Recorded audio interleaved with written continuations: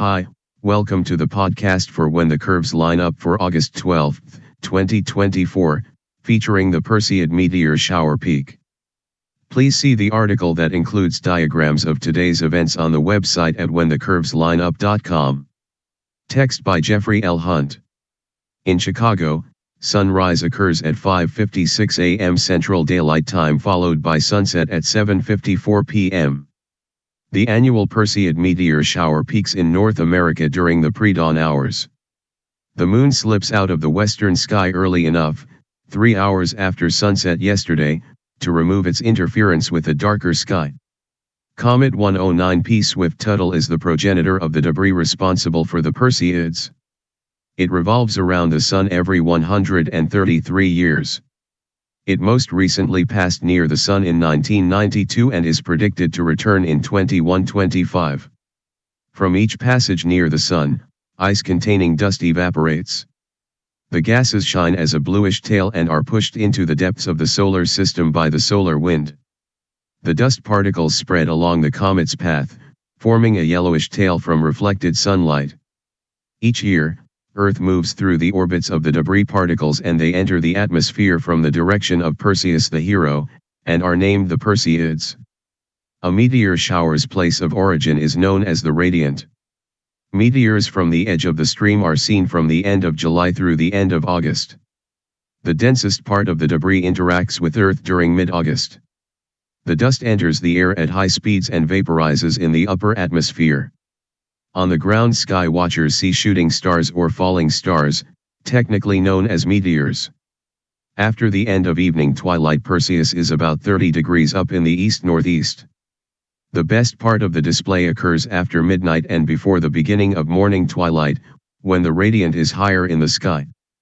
Perseus is below Cassiopeia the Queen, above the bright star Capella, and to the upper left of the Pleiades star cluster. Perseids can be seen anywhere in the sky, but most are visible near the radiant. To observe the shower, find the darkest location, away from outdoor lighting. The event is social, so a group of 5 allows looking in different directions for a complete sky count.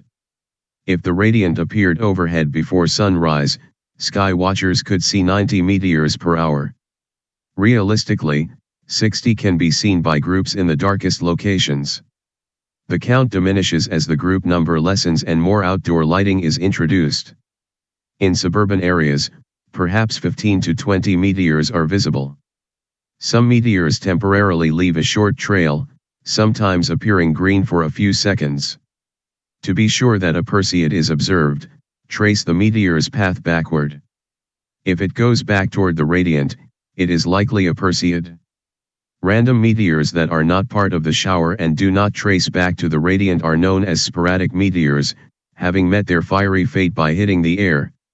Should weather blot out the shower's high rate is visible for a few mornings. Here is today's planet forecast. In the morning sky, 2 mornings before their conjunction, Jupiter and Mars are visible in the east-northeast. Rising over 5 hours before sunrise, the planet pair is nicely placed in the eastern sky before sunrise. 1 hour before daybreak, bright Jupiter is nearly halfway up in the east-southeast. It is plodding eastward in front of Taurus, between the bull's horns. Dimmer Mars is 1.1 degrees to Jupiter's upper right. The red planet is about the same brightness and color as the star Aldebaran, Taurus brightest, 7.1 degrees to the right. Watch Mars pass Jupiter and march away. Mars passed Saturn on April 10 and traveled eastward toward the impending Jupiter conjunction. The gap is nearly 88 degrees to the ringed wonder. At this hour, Saturn is about 1/3 of the way up in the southwest. As opposition approaches in less than a month, the planet rises about 70 minutes after sunset, appears to move westward during the night, and shines from the southwest before sunrise. The planet is retrograding in front of a dim Aquarius starfield. This morning the star Fomalhaut, part of the southern fish, is 10 degrees above the horizon and to Saturn's lower left. At Chicago's latitude, Sirius is at its heliacal rising this morning, the theoretical date when the star is visible under clear, unobstructed conditions. At 40 minutes before daybreak, it is low in the east-southeast. Use a binocular to identify Betelgeuse and Procyon, two stars in the winter triangle. Their separation shows the scale of this triangle. Look for Sirius at the third apex of this imaginary shape. If you can see it without a binocular's optical assist, the star is at its heliacal rising for your location, meaning it was visible. Visibility is the key to declaring the first morning appearance occurred. Look each clear morning until it is visible without the optical assist. The moon reaches first quarter phase at 10:20 a.m. Central Time. In the evening sky, Mercury is overtaking Earth, passing between our planet and the Sun in less than a week. Venus is low in the west after sundown.